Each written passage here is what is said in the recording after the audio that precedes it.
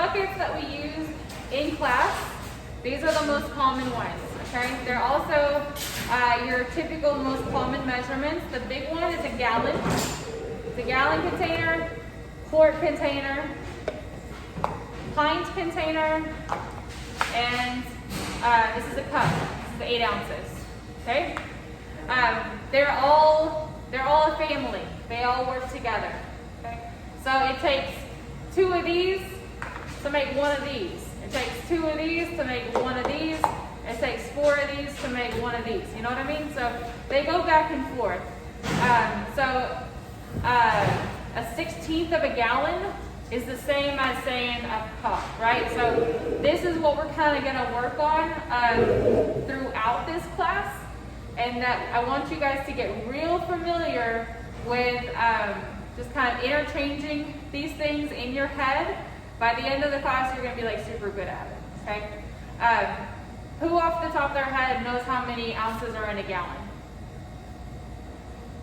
Any guesses? 128. Very close. 64 is half. Yeah, 64 is half a gallon, right? So if we've got 2 halves, then that makes a whole. So how I like to kind of demonstrate this is with our little gallon diagram. Okay, so label the top of your paper gallon diagram.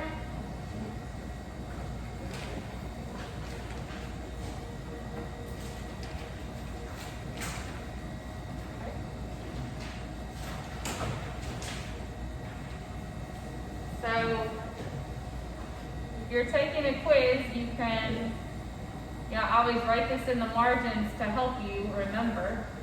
So you're going to write an enormous G, like take up the whole paper. Enormous G for great. Good food, G for good food. In the center, you're going to write 4 Q's. Q, Q, Q, Q.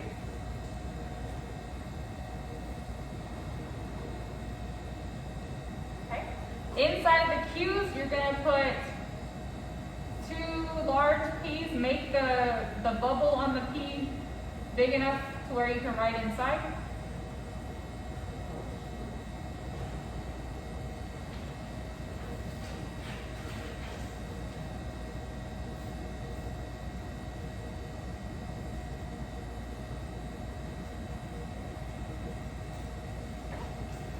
You see where we're going with this?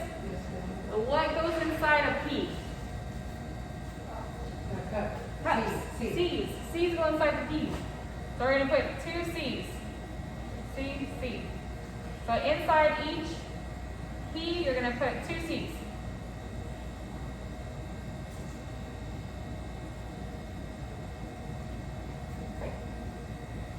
So this is going to help you remember how all of these things work together. Okay? Please commit this to memory. Okay? This little diagram. Okay? Write it over and over a few times. Once you do it a couple times, you'll have it. And then I want you to remember at least the lowest ounces and the highest ounces. And then you can do math to get you to the other answers. Does that make sense? According to this chart? So if you've got a cup equals 8 ounces. We abbreviate ounces as OZ. If you've got a gallon, it's 128 ounces. Okay? So this whole little thing, remember it by heart. Okay? Because if you remember at least that it's 8, then you're going to do a lot of math, but at least you'll still get to the right answer. Does that make sense? Yes. Same if you want to divide and go backwards. Okay, so whichever one you're most comfortable with. So according to this chart, how many cups are in a gallon? Count up your cups. 16. 16 cups. Cups. So how many pints are in a gallon? 4. Pints. Oh, Eight. Pints are 8. Eight, yeah. Pints are 8. Because it's going to be double what a cup is because there's 2 cups in a pint. How many quarts are in a gallon? 4. How many quarts are in a half gallon?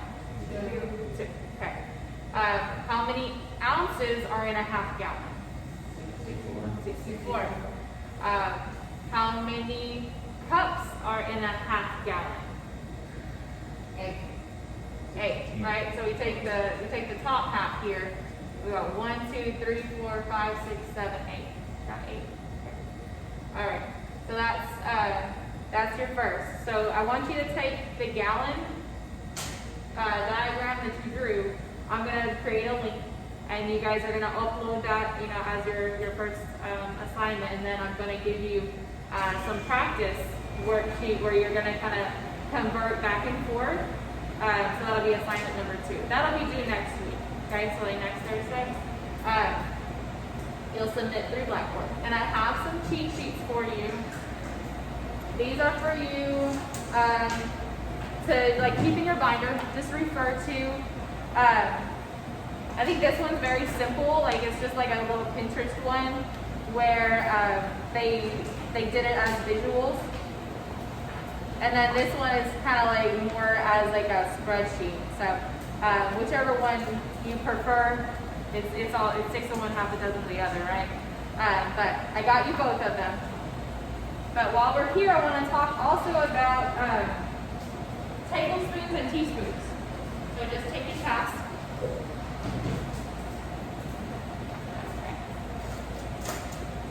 So how many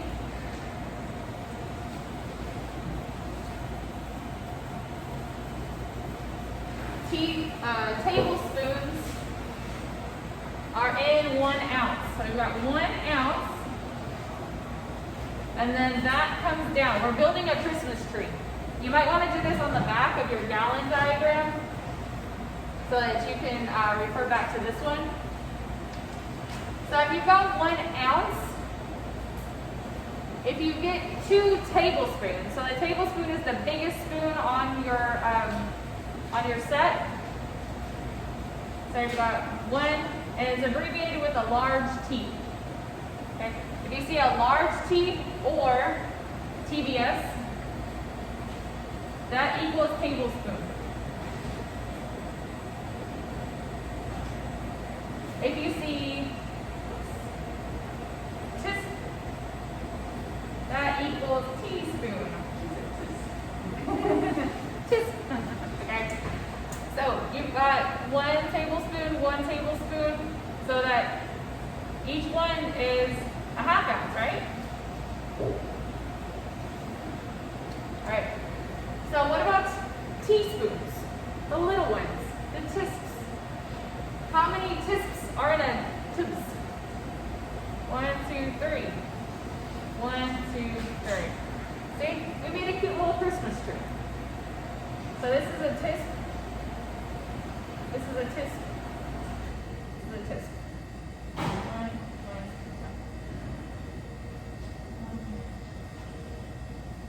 1. Okay. So how many teaspoons are in a half ounce? 3. How many are in 1 ounce? 6. Okay. So you can break it down into like fractions of ounces this way. Fun fact: all countries do not measure their teaspoons and tablespoons exactly the same. So it's for this reason why bakers really prefer to always do a weight measurement. Because a tablespoon in Australia is like a 1/4 times bigger than what a tablespoon here is in America. There is no coordinating board that says all the tablespoons look like this, right? It's there isn't an appropriate measurement for it. It should be a half ounce, right? But there's nothing to stop someone to make cute little ceramic spoons at the craft show and tell you that it's about a tablespoon. It looks like a giraffe and it's really cute. Like I want to buy it.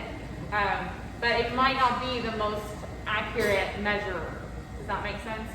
So that's why bakers are always going to swear by using a scale. Okay, scale is going to be your best friend, but we need to be comfortable with these also for a time saver, right? So if you are measuring something out in the kitchen and you know that you need a half gallon of something, you're not gonna go grab these, right? You're gonna fill it up. You say, oh no, I need like a whole bunch more of these. You would just know to get the bigger container. Also, if you're only getting a small amount, then we don't need this giant bucket. Okay, so it works both ways. So kind of keep in your mind as you're working when you measure something out. So say it says, a pint and a half.